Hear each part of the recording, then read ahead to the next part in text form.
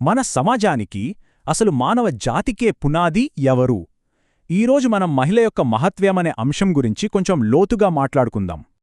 ఈ అద్భుతమైన విశ్లేషణకు ఆధారం పండిత్ శ్రీరామ్ శర్మ ఆచార్యగారు. ఆయన అందించిన ఆలోచనల వెలుగులోనే మనం ఈ అంశాన్ని అన్వేషిద్దాం. చూడండి, ఎంత అద్భుతమైన మాట ఇది! మనుష్యులను నిర్మించేది నారీమూర్తే. నారి తన శక్తి యొక్క ప్రాముఖ్యతను గ్రహించాలి.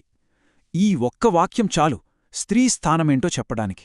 మన ఈ చర్చకి ఇదే పునాది. సరే, మొదటి విభాగానికి వచ్చేద్దాం. స్త్రీని సృష్టికి మూలమని ఎందుకంటారు? ఆమె కేవలం ఒక వ్యక్తి మాత్రమే కాదు కదా, జీవానికి ఆవిడ ఆధారం. ఆ అద్భుతమైన ప్రక్రియ ఏంటో ఇప్పుడు చూద్దాం. ఒక బిడ్డ పుడుతోందంటే కేవలం భౌతిక శరీరం మాత్రమే కాదు, ఆ బిడ్డ సర్వస్వం తల్లినుంచే వస్తుంది. తండ్రి పాత్ర ఒక నిమిత్త మాత్రమేనని అంటారు. ఎందుకంటే మిగిలినదంతా, అంటే ఆ బిడ్డ రక్తమాంసాలు అన్నీ తల్లినుంచే కదా రూపుదిద్దుకునేది. శరీరం మాత్రమే కాదు, ఆలోచించండి, ఒక బిడ్డ మెదడు, వాళ్ళ స్వభావం, ఇవి కూడా తల్లినుంచే వస్తాయి. అంటే గర్భంలో ఉన్నప్పుడు తల్లి ఆలోచనలు, ఆమె భావాలు, ఆమె ఆరోగ్యం, ఇవన్నీ నేరుగా ఆ బిడ్డ మీద ప్రభావం చూపిస్తాయన్నమాట. ఇక్కడ ఎంత చక్కటి పోలిక ఇచ్చారో చూడండి. సారవంతం కాని భూమిలో మనం మంచి పంట పండించగలమా? లేదు కదా. సరిగ్గా అలాగే అనారోగ్యంగా, సరైన జ్ఞానం లేకుండా వెనుకబడిన స్త్రీలు ఆరోగ్యంగా, మంచి గుణాలతో ఉండే పిల్లలకి ఎలా జన్మించగలరు? అందుకే స్త్రీల అభివృద్ధి అనేది అత్యంత ముఖ్యం. సరే, ఇప్పుడు రెండవ విభాగానికి వద్దాం. సమాజాన్ని ఒక రథంతో పోల్చడం. ఇది చాలా అద్భుతమైన ఆలోచన.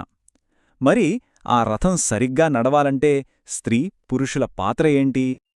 ఈ పోలికలో చూస్తే పురుషుడు ఒక చక్రం, స్త్రీ రెండవ చక్రం. ఇద్దరూ సమాజంలో సరిసమానం. ఆ రెండు చక్రాలు బలంగా, సమానంగా ఉన్నప్పుడు మాత్రమే ఈ సమాజమనే రథం ముందుకు సాఫీగా వెళుతుంది. ఒక్కసారి మనమే ఆలోచిద్దాం. రథానికి ఒక చక్రం చిన్నగా, ఇంకో చక్రం పెద్దగా ఉంటే ఆ రథం ముందుకు వెళ్తుందా? అస్సలు కదలదు. సరిగ్గా అలాగే సమాజంలో సగభాగమైన స్త్రీలను మనం వెనక్కి నెట్టేస్తే ఆ సమాజం ఎలా ముందుకు వెళుతుంది? అభివృద్ధి ఎలా సాధ్యమవుతుంది?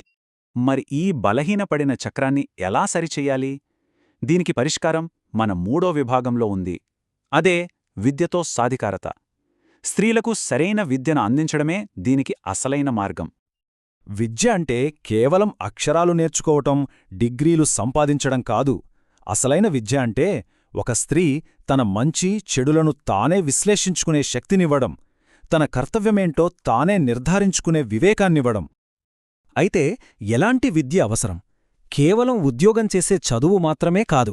దాంతోపాటు గీత, రామాయణం లాంటి పవిత్ర గ్రంథాల ద్వారా నైతిక విలువలు, అలాగే ఆరోగ్య విజ్ఞానం, గృహ నిర్వహణ, శిశు సంరక్షణ, ఆహార శాస్త్రం ఇలాంటి ఆచరణాత్మక జ్ఞానం కూడా అంతే ముఖ్యం.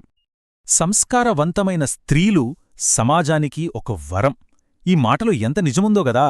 ఎందుకంటే విద్యావంతురాలైన, సంస్కారవంతురాలైన ఒక స్త్రీ కేవలం తన కుటుంబాన్ని మాత్రమే కాదు, మొత్తం సమాజాన్ని బాగుచేయగలదు. సరే, ఇప్పుడు మనం ప్రాచీన కాలంలో స్త్రీధర్మానికి ఒక గొప్ప ఆదర్శ ఉదాహరణ చూద్దాం. ఈ సంఘటన మహాభారతం నుంచి తీసుకున్నది. ఒకసారి శ్రీకృష్ణుని భార్య అయిన సత్యభామగారు ద్రౌపదిని ఒక ఆసక్తికరమైన ప్రశ్న అడిగారు. అంతటి మహాబలశాలులైన పాండవులు ఎప్పుడూ నీకు విధేయులుగా, ప్రసన్నంగా ఎలా ఉంటారు? దీని వెనుక ఉన్న రహస్యమేంటి అని అడిగారు. దానికి ద్రౌపది ఇచ్చిన సమాధానం చూడండి, చాలా లోతైనది, ఇప్పటికీ మనందరికీ ఆదర్శం. ఆమె ఏమన్నారంటే, నేను అహంకారాన్ని, నా స్వంత కోరికలను పక్కనపెట్టి భక్తిశ్రద్ధలతో వాళ్లకు సేవ చేస్తాను అని చెప్పారు.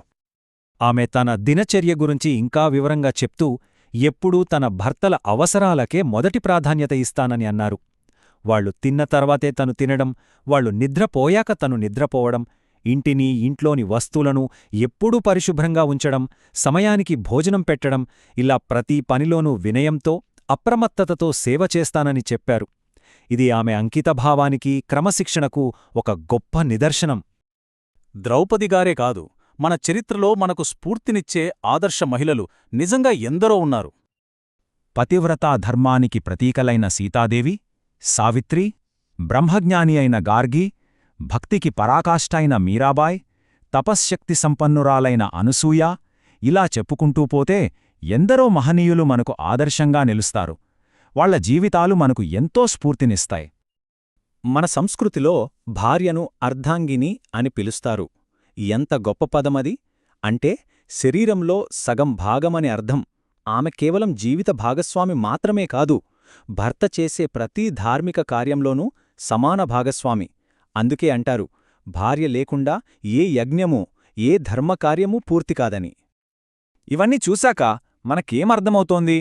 స్త్రీలలో సహజంగానే, పుట్టుకతోనే సహనం, భక్తి, సేవ, ఆత్మబలం లాంటి దైవిక గుణాలు ఎక్కువగా ఉంటాయి.